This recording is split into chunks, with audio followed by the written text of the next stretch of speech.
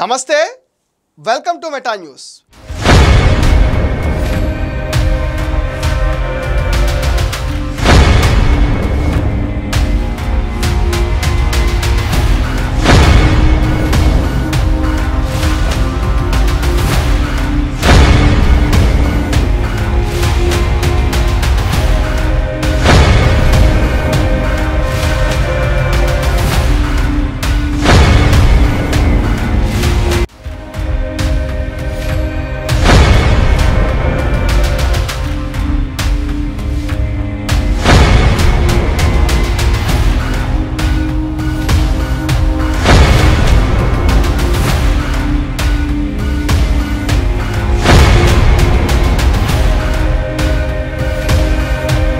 వారసులను రాజకీయాల్లోకి తీసుకురావాలని భావించడం సర్వసాధారణమే.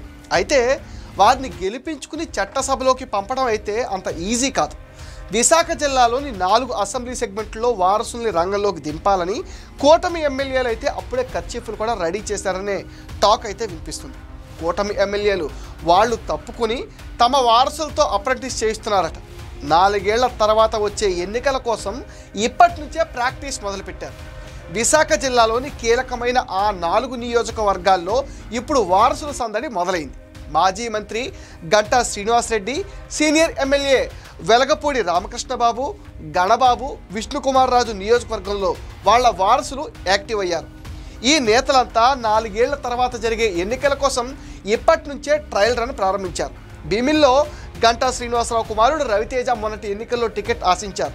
అయితే నో ఫ్యామిలీ ప్యాక్స్, ఓన్లీ కుటుంబంలో ఒక్కరికే ఛాన్స్ అనడంతో ఛాన్స్ దక్కలేదు. ఎన్నికల తర్వాత కొన్ని రోజులు సైలెంట్గా ఉన్న రవితేజ ఇటీవల నియోజకవర్గంలో చేస్తున్న హడావిడి ఇప్పుడు హాట్ టాపిక్ అవుతుంది. గతంలోనే లోకేష్ యువగళం పాదయాత్రలో విజయోత్సవ సభలో లోకేష్ని ఆకాశానికి ఎత్తాడు.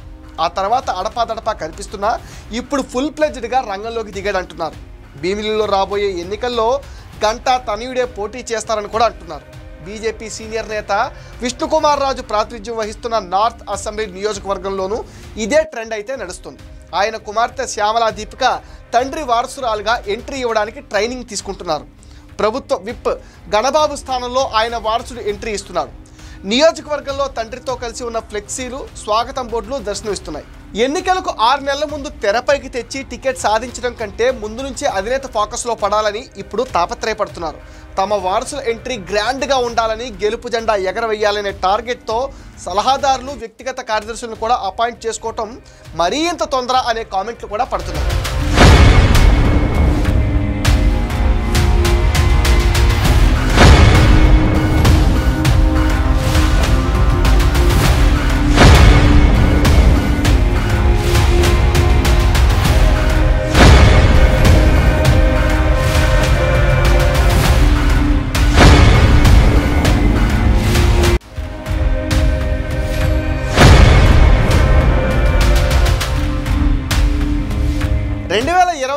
ఎన్నికల్లో కూటమి ప్రపంచం సృష్టించిన వేళ టీడీపీ నుంచి పోటీ చేసిన వారసులంతా చాలా సునాయాసంగా విజయ తీరాలు చేరగా వైసీపీ దిగ్గజ వారసులు ఘోర ఓటమి పాలుకాక తప్పలేదు. టీడీపీ అధినేత చంద్రబాబు కుప్పంలో, ఆయన తనయుడు లోకేష్ మంగళగిరిలో, అలాగే ఎన్టీఆర్ తనయుడు నందమూరి బాలకృష్ణ హిందూపురంలో విజయం సాధించారు. బాలకృష్ణ మరో అల్లుడు ఎం శ్రీభరత్ విశాఖ ఎంపీగా గెలిచారు. సీనియర్ నేత యనమల రామకృష్ణుడు కుమార్తె యనమల దివ్య కాకినాడ జిల్లా తుని, దివంగత వరుపుల రాజా సతీమణి సత్యప్రభ ప్రతిపాడు నియోజకవర్గం నుంచి గెలిచారు. రాజంపేట లోక్సభ స్థానంలో బీజేపీ అభ్యర్థి కిరణ్ కుమార్ రెడ్డి సోదరుడు కిషోర్ కుమార్ రెడ్డి పీలేరులో టీడీపీ నుంచి గెలిచారు. టెక్కలిలో కింజరపు అచ్చెన్నాయుడు, శ్రీకాకుళం ఎంపీగా రామ్మోహన్ నాయుడు విజయం సాధించారు. వీళ్ళిద్దరూ బాబాయ్ అబ్బాయి అవుతారు.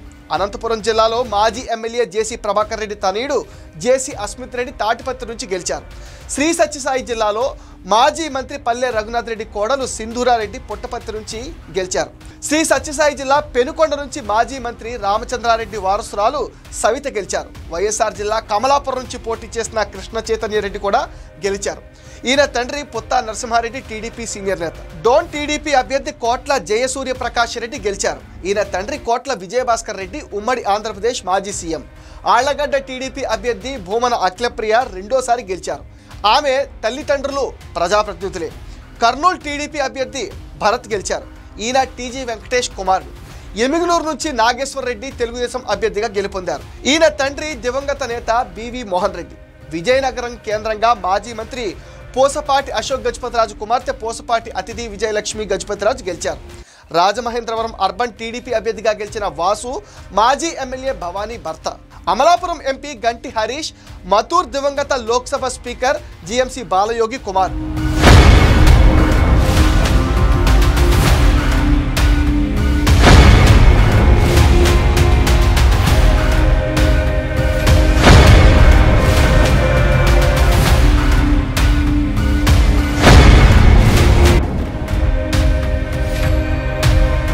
టీడీపీ పొలిట్ బ్యూరో సభ్యుడు వర్ల రామయ్య తనయుడు కుమార్ రాజా పామర్లో గెలిచారు. సింగనమల నుంచి టీడీపీ నేత బండారు నారాయణస్వామి మనవరాలు బండారు శ్రావణిశ్రీ గెలిచారు. బొబ్బిలిలో ఆర్వీఎస్ కేకే రంగారావు గెలిచారు. ఈయన మాజీ మంత్రి సుజయ్ కృష్ణ రంగారావు సోదరుడు. శ్రీకాకుళం జిల్లా పలాసలో సర్దార్ గౌతు లచ్చన్న మనవరాలు గౌతు శిరీష ఘన విజయం సాధించారు. సూళ్లూరుపేటలో మాజీ మంత్రి నెలవల సుబ్రహ్మణ్యం కుమార్తె నెలవల విజయశ్రీ గెలిచారు. శ్రీకాళహస్తి నుంచి మాజీ మంత్రి దివంగత నేత బొజ్జల గోపాలకృష్ణ రెడ్డి తనయుడు బొజ్జల వెంకట సుధీర్ రెడ్డి విజయం సాధించారు. మచిలీపట్నంలో టీడీపీ నేత కొల్లు రవీంద్ర పైన మాజీ మంత్రి పేర్ని నాని తనయుడు పేర్ని కృష్ణమూర్తి పోటీ చేసి ఓడిపోయారు. కడప జిల్లా మైదుకూరు నుంచి ఎమ్మెల్యేగా తండ్రి పొట్టా సుధాకర్ యాదవ్, ఆయన కుమారుడు మహేష్ యాదవ్ ఏలూరు ఎంపీగా గెలిచారు.